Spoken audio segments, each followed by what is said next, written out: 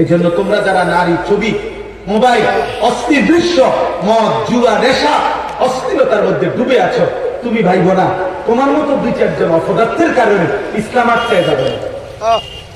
আবু জাহেলের কারণে ইসলাম আটকায় না, আবু লাহাবের কারণে ইসলাম আটকায় না, বরং নাফরমানরা ঘৃণিতই হয়েছে, নাফরমানের কোনো নাম থাকে না।